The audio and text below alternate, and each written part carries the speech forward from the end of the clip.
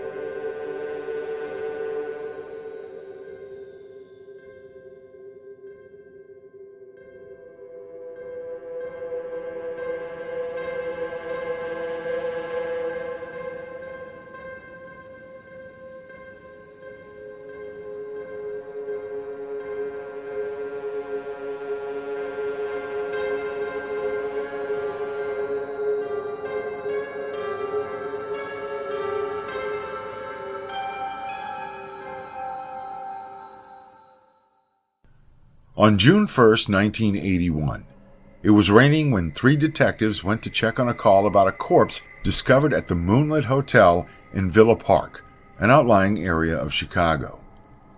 It wasn't a surprise to receive such a call, since this hotel, located among junkie shops, bars, and fast food places, was known for its shady characters. It was rumored to be a place where you could meet someone for quick sex or to find a drug fix. A hotel maid first brought the grisly discovery to someone's attention. J. Slade Fletcher, a Chicago police officer and author of true crime articles, collected the available information on the case in Deadly Thrills. She describes how the maid reported a terrible odor from somewhere near the hotel that grew worse by the day. The Moonlit's manager walked out into a trash-strewn field behind the hotel to see what he could do to get rid of it. There he found the source of the smell, which was not, as he expected, a dead animal. It was a young woman, whose remains consisted largely of bones and some clinging flesh. He turned around immediately and called the police. Three detectives arrived, and they could see that this victim had been there a while. Quite a while. In fact, she was so decomposed that they could see her skeletal structure, but the maggots were still there, doing their work. An unusual combination of post-mortem characteristics. The woman clearly had been murdered, because she had been bound with handcuffs before being left there, probably before she had died. She also had cloth in her mouth, used as a gag, and still wore a sweater and panties, but they had been pulled down to her thighs. In her socks was a small wad of dollar bills, so robbery had not been the motive. The key issue at the moment was to first establish the corpse's identity and then figure out the time interval from the moment of her discovery to the moment she had died. In the condition this body was in, that would be difficult. In those days, there was no body farm, an institution set up in Knoxville, Tennessee, to help establish time of death for remains like this. In fact, information they had at that point about such estimations was mostly anecdotal. Only an expert could offer an answer. Investigators also needed to establish whether this was the primary crime scene where she had been killed, or rather a secondary scene, where she had been dumped after she was dead. The fact that no one had yet reported the body indicated that it might not have been there that long. However, that possibility implied that whoever had killed her was able to tolerate decomposing remains long enough to carry them and place them here. One thing the detectives knew they could check was the oil beneath her body to determine whether bodily fluids had leaked into it. But there was no use trying to analyze the situation at the moment. They had to deliver the body to the deputy coroner, Pete Seekman, so that he could attempt to determine the cause and manner of death, as well as take fingerprints and teeth impressions to compare to records, if they existed. They then could stake out the scene and start searching for evidence. A search of missing persons reports turned up no leads, so detectives called the Chicago department, who told them that the practice of rolling money inside socks probably indicated that the victim had been a hooker. That made the process of identifying her much more difficult. But the fingerprints and dental records helped, and in less than 2 weeks they had an ID, Linda Sutton, age 21. As they had suspected, she proved to be a prostitute with a string of arrests. She was also the mother of 2 children, both of whom lived with Sutton's mother. But a twist in the case came from the coroner. Despite the advanced state of decomposition of the body, he had determined that she had been dead for only 3 days. The remains' advanced rate of decomposition was due to 2 rather large wounds to her chest where her breasts had been removed, which had allowed for an invasion of parasites that had devoured the body in record time. This woman had been brutally assaulted and mutilated, and she was not the last one to be found. A 35-year-old cocktail waitress was abducted from her car on February 12, 1982. The gauge showed that the tank was empty, implying that she had run out of gas and possibly sought help when she was abducted. Her purse was on the front seat, and the keys were still in the ignition. A search turned up her nude body on an embankment near the road. She had been raped, tortured, and mutilated. The press was asked not to report that her breasts had been amputated, according to Bill Kelly in Homicidal Mania, so that the police could retain that detail for interrogation purposes. A few days later, the body of a Hispanic woman wearing an engagement ring was discovered. She had also been raped and strangled. While her breasts were not removed, they had been badly bitten. Her killer had also masturbated over her body.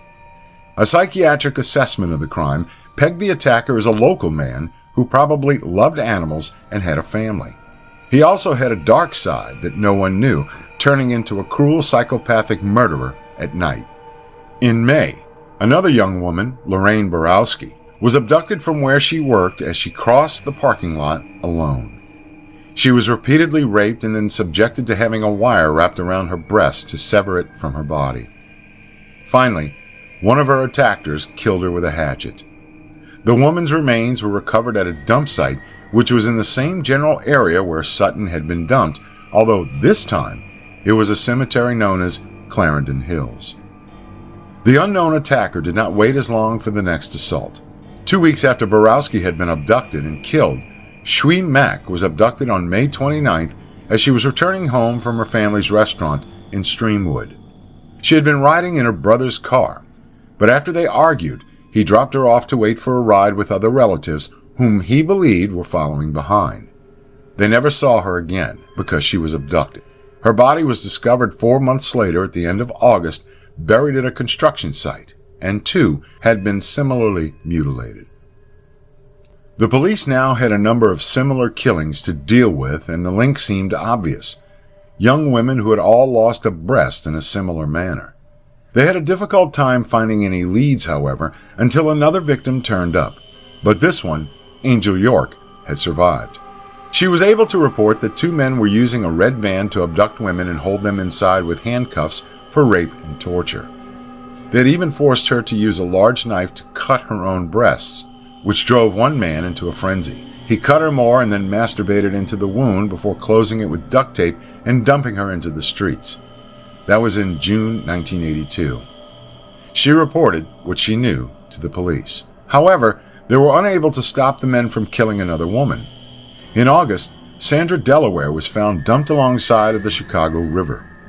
Her wrists were bound together behind her with a shoelace, and her left breast had been removed in the same fashion as the prior victims. A bra was knotted around her throat. She was just a kid, but as a prostitute she had been vulnerable. They estimated her death at approximately 6 hours earlier.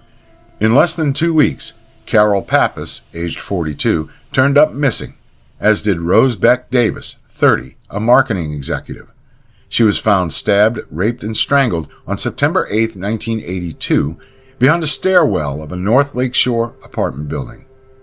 A black sock was tied around her neck, and her clothing was in disarray. Her face was crushed, and blood pooled beneath her. It turned out later that she had been beaten with a hatchet. Deep cuts were evident on her breasts, and her abdomen was full of small punctures. Robert Ressler from the FBI's Behavioral Science Unit was asked for a profile. He indicated that this woman's attacker was uncertain about his sexuality and was probably bisexual. He expected the man to look somewhat effeminate. By October, another prostitute, Beverly Washington, age 20, was grabbed, mutilated, raped, and dumped. Her abductors had left her for dead, but she survived and was taken to the hospital. She was able to give the police a description of the gang of men who were grabbing women off the streets and subjecting them to an extreme form of sadistic sexual abuse. Beverly Washington managed to provide the officers with several significant characteristics about the man who had attacked her. The driver had been a slender white man who looked to be around 25, wearing a flannel shirt and square-toed boots. He had greasy brown hair and a mustache. Washington said he had offered more money than she'd asked for and had seemed unaccountably nervous. When he asked her to get into the back of the van with him, he had a gun. He ordered her to remove her clothes, and she quickly obeyed. Then he placed handcuffs on her, forced her to perform oral sex, and threatened her with violence if she did not swallow the handful of pills he had handed her. As she passed out, she saw him holding a cord over her, and she feared that she was going to die. The man dumped her into the trash, one breast severed and the other nearly so, but someone discovered her and called the police. Rushed to the hospital, she was saved. Police officers who questioned her asked her about the van he was driving, and she said that it had been red with tinted windows and a wooden divider inside. She also told them that there were feathers and a roach clip hanging from the rearview mirror. Those details proved to be helpful in making an arrest. Within 3 weeks, on October 20th, 1982, the police pulled over a red van and questioned the driver.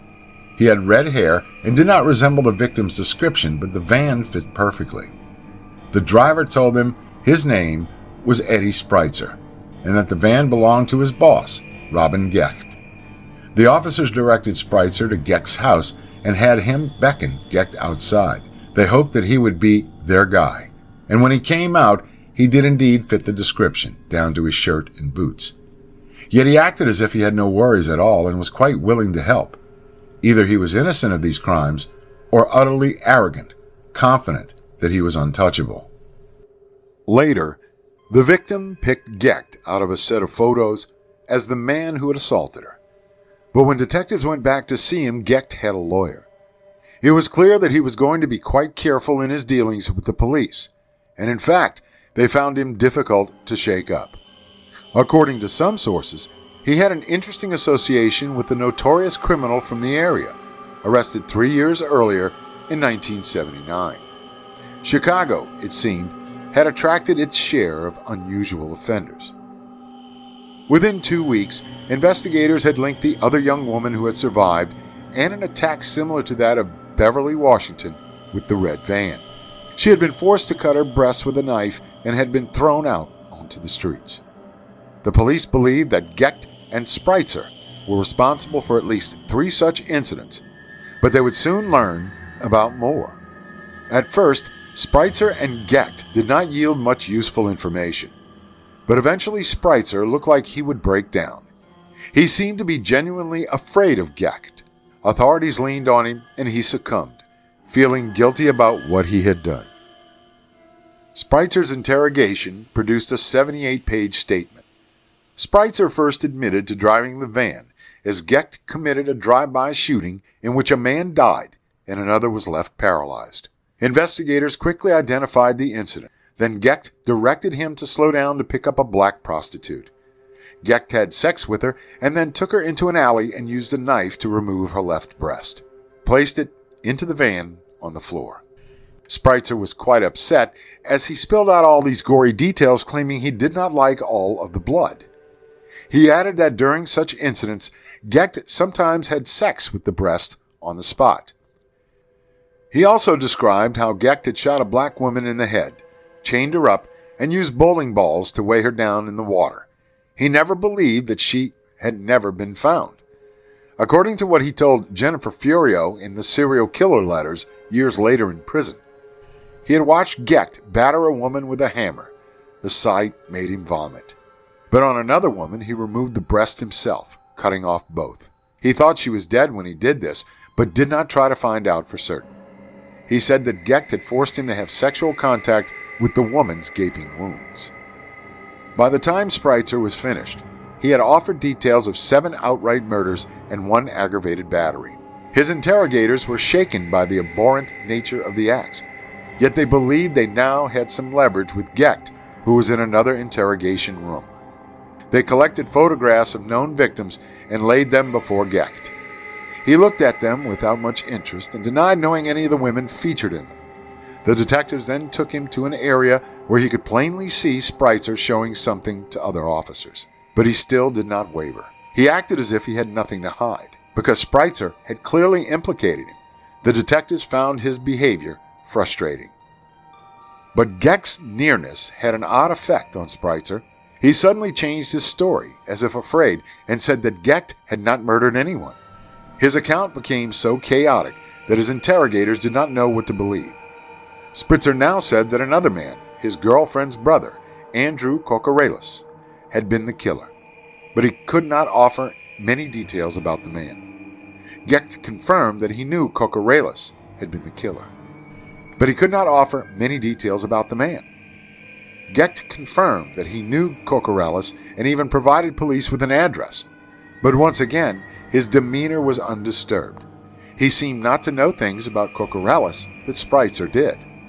Dismayed, the police went to question this third member of the killing crew.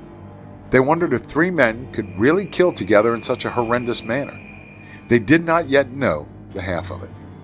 It wasn't long before Kokorelis also confessed. Kokorelis talked about how they had kidnapped women off the streets, raped them, and stabbed them with knives, razors, tin can lids, and can openers. With piano wire, they then amputated one or both breasts and masturbated onto them.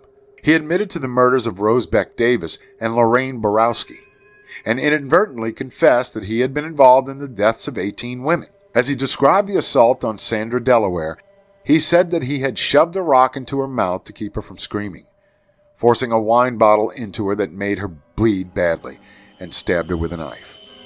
Her autopsy report confirmed these details. Along with the interrogations, detectives were also asking acquaintances of the suspects about their characters and personal habits. It soon became clear that Gecht had a breast fetish, asking girls he knew to let him stab them with pins. He allegedly forced his wife to endure much more, including infected wounds, although she never turned him in. But when the detectives began questioning Kokorelis' slow-witted brother, Tommy, they were in for another rude surprise. His odd behavior indicated that he, too, had been on this Ripper crew. Shortly, he broke down and confessed, adding even more gruesome details.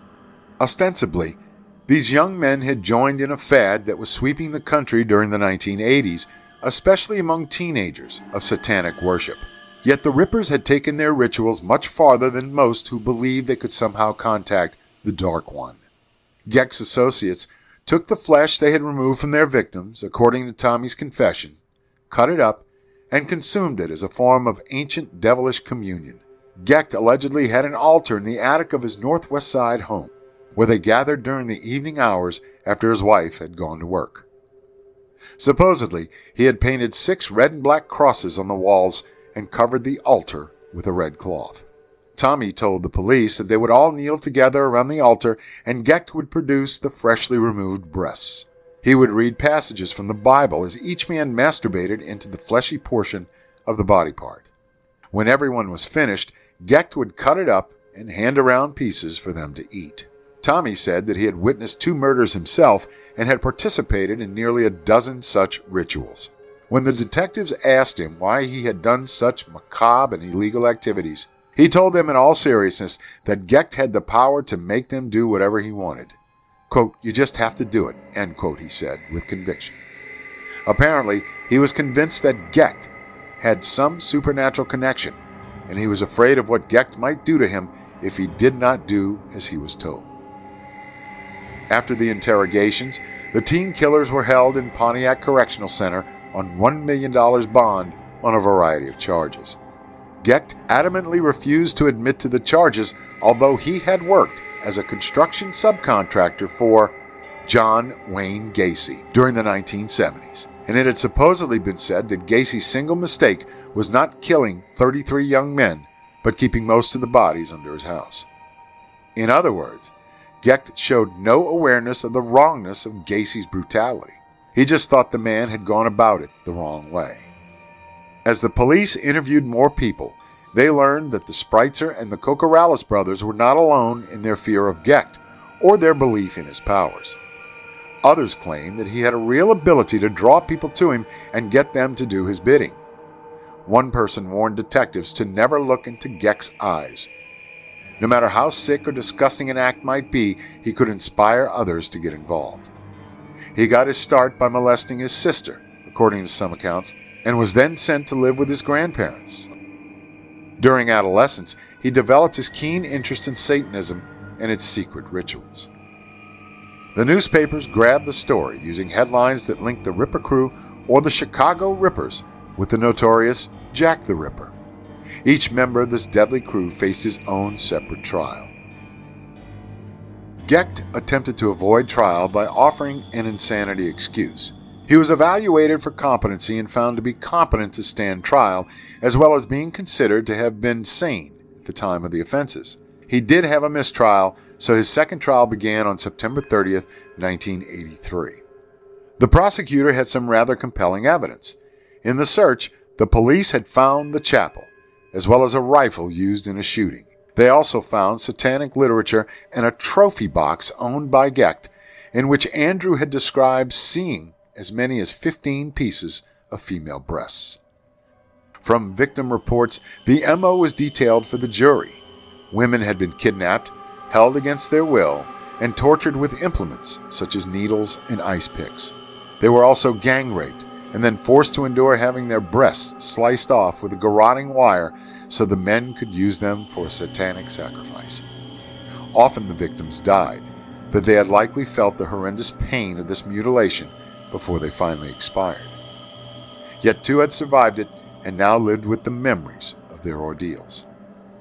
Gecht took the stand to speak in his own defense.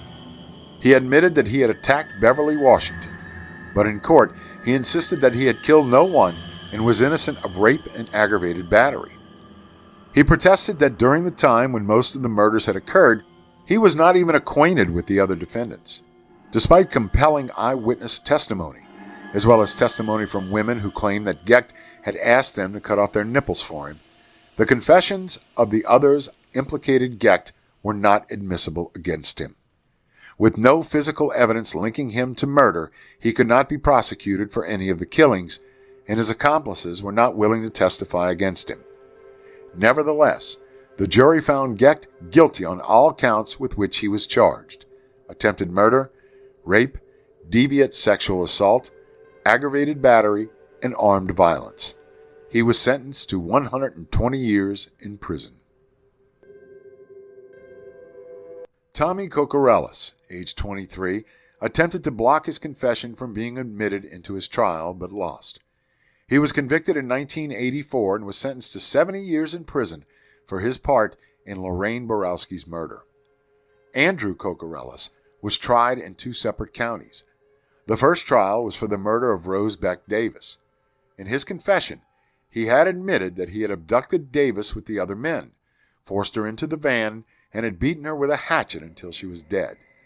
The jury deliberated just over 3 hours before finding him guilty of rape and murder. They sentenced him to life in prison.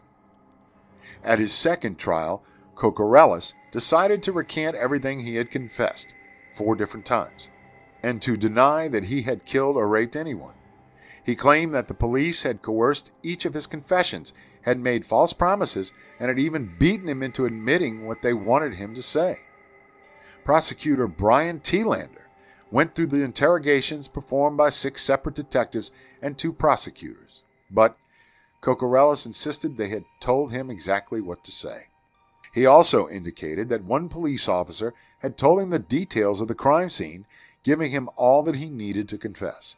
Yet when Detective Warren Wilkosh took the stand to describe his interrogation, he said that when he had shown Kokorellis a line of photos, Kokorellis had picked out Lorraine Borowski and said, "That's the girl Eddie Spreitzer and I killed in the cemetery." It came down to a matter of who was more believable. Kokorellis was sullen and angry. In his story that 8 different officials had all treated him in the same unethical manner seemed far-fetched, to say the least. The jury deliberated only 3 hours before returning their verdict. They found Kokorellis guilty of the murder of Lorraine Borowski and sentenced him to death. At his sentencing hearing, he once again denied the charges, and his attorneys argued later that despite the verdict, the act did not merit the death penalty. In addition, Kokorellis argued that he had received ineffectual counsel at sentencing, and that in the case of the murder of Rose Beck Davis from the earlier trial, that offense had not warranted the death penalty but life in prison. He insisted that the court had not proven his intent to kill, or any degree of premeditation. Nevertheless, the court saw otherwise as the panel of judges dismissed the appeals and upheld the sentence in 1989. So his attorneys tried a different tactic. They argued that Kokorellis was a killer suffering from schizophrenia, so that he had not known what he was doing when he committed the murder. They claimed the trial lawyers should have entered an insanity defense, but had not. They had not even had him psychiatrically evaluated, which was a significant oversight on their part. The appeals attorneys also argued that when those attorneys had failed to see the need for an evaluation, the trial judge should have ordered one for the court. He had not, however. In fact, a prison psychiatrist had diagnosed Kokorellis with borderline personality disorder and found him incompetent to stand trial. However, psychiatric diagnosis would not make him incompetent or insane, so it was a weak argument at best. They argued that Kokorellis had been vulnerable to a strong influence and was therefore not entirely responsible for what he had done. When the district judge queried the trial attorneys about these issues, they claimed no pattern of abhorrent behavior had made anyone who knew the defendant suspect a psychiatric disorder. That satisfied the judge that the pending affidavit was unpersuasive. Yet the appeals attorneys pointed to Kokorellis' bizarre behavior as proof of his aberrant condition. The court considered this and decided that abnormal behavior does not imply the type of mental impairment required for a finding of insanity. In a 41-page opinion, the court said that it found no reversible error and affirmed the sentence again. But that was not the end of the story, for a movement was afoot to overturn all death sentences in the state. Andrew Kokorellis was scheduled to be executed on March 17, 1999. Last-ditch efforts were made on his behalf, with then-Governor George Ryan and Supreme Court Justice Moses Harrison was persuaded to order a stay of execution, as well as calling for a moratorium on all executions in Illinois. In fact, thanks to a series of crusading articles in the Chicago Tribune about injustices in the legal system, 12 people had recently been exonerated and removed from Illinois' death row, which had shaken Governor Ryan. Some were exonerated by DNA evidence, and a few more were exonerated by revelations of poor handling by the legal system. One case in particular, that of Anthony Porter, was especially disturbing. Porter, a black man with an IQ of 51, had been in prison for 16 years for a double homicide. After exhausting his appeals, he was awaiting execution on September 23, 1998. But a Northwestern University professor and a death penalty abolitionist had turned up exculpatory evidence in the case, so 2 days before the execution, a stay was ordered. Then, another man confessed to the crime. That was clear proof that the state of Illinois had prosecuted and imprisoned an innocent man and was about to put him to death. Ryan pondered the situation, but was not yet moved to make a change in the system, especially in light of the fact that Cocorellis' case would seem obvious to deserve the death penalty. The Illinois State Supreme Court reversed Harrison's stay by a vote of 4-3, and hours before Cocorellis was to exit the world, Governor Ryan issued a 3-page statement to the effect that a jury had decided his fate according to the law of the land. His attempts to appeal it had been rejected over a span of 16 years, so Ryan was not about to stand in the way. Thus, there were no further barriers between this member of the Ripper crew and his death. On the morning before his execution, Cocorellis was convinced that it was not going to happen. He was flown to a super maximum security prison in Tams, Illinois, and he spent the rest of the day praying and fasting. He then spoke to a few select friends on the phone, bidding them farewell. With his brother, not Tommy, he prayed and cried. Yet Cocorellis still believed that there would be a last-minute pardon. Strapped onto the gurney, he offered the Borowski family an apology, said that the kingdom of heaven was at hand, and then received a lethal injection at 12:34 p.m. By January 2000, Governor Ryan had placed a 13th man on the list of people who should never have been on death row, so he announced a moratorium on all executions in the state. Thus, Andrew Cocorellis gained the distinction of being the last man executed before the moratorium. Some commentators believed that Ryan had bided his time in issuing the moratorium until after Cocorellis was dispatched. He certainly had his doubts about the system prior to the March execution date, and yet he had waited. Even so, only anti-capital punishment advocates complained. Many others acknowledged that justice had been done. Still, Ryan's decision had the opposite effect on the Spreitzer case. Spreitzer pled guilty on April 2, 1984 to murdering Rose Davis, Sandra Delaware, Shui Mack, and a drug dealer named Rafael Tirado. He received life sentences for each murder, as well as time for a multitude of charges, from rape to deviant sexual assault. Yet he still had to go to trial for the Linda Sutton murder. He appeared in a bench trial in front of Judge Edward Cowell on February 25, 1986, but retained his right to have a jury decide his sentence. He admitted that he and his comrades had abducted Linda Sutton as she was walking near Wrigley Field and took her to a wooded field near a hotel where he was staying. He then handcuffed her, raped her, and removed her breasts. Then she was raped again and left to die. His public defender, Carol Anfinson, presented him as an immature, impulsive, and simplistic, a young man just following orders of a gang leader. She asked the jury to spare his life. In support, his relatives and associates testified that he was a docile young man with a history of being bullied. But a friend of Spreitzer's, the Chicago Tribune reported, testified that he had bragged about what he had done, referring to the women as broads, and laughing over the fact that he had mutilated and killed several of them. The ADA insisted that Spreitzer was every woman's nightmare and that he was one of a pack of weasels. Spreitzer bid for mercy, failed to work. He was convicted on March 4th of aggravated kidnapping and murder. 2 weeks later, on March 20th, a jury deliberated for an hour before giving him the death penalty for his crime. He wound up on death row in Pontiac State Correctional Facility in Joliet, Illinois.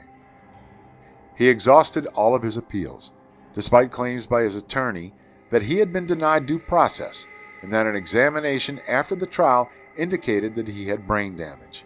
Despite the appearance that this case was now at an end, there was one more unexpected development. In October 2002, when Spreitzer was 41, he was among 140 of Illinois' 159 death row inmates having their cases heard, influenced by the moratorium on capital punishment. Spreitzer's lawyer sought mercy on his behalf, saying that his low IQ of 76 and his troubled history had been instrumental in making him easy for a person like Robin Gecht to manipulate. However, the victims' families gathered in force to oppose a change in Spreitzer's sentence. As quoted in the Daily Herald, some viewed him as the personification of evil. Prosecutor Michael Wolff agreed, saying that his crimes were, quote, the worst of the worst, end quote. While clemency was not granted to Spreitzer at that time, The Chicago Tribune noted that as Governor Ryan was leaving office in January 2003, he pardoned 4 of the 164 death row inmates and offered blanket clemency to the rest, including Edward Spreitzer. The families were outraged and vowed to fight for restoring justice. But Spreitzer had at last won his hard-earned reprieve.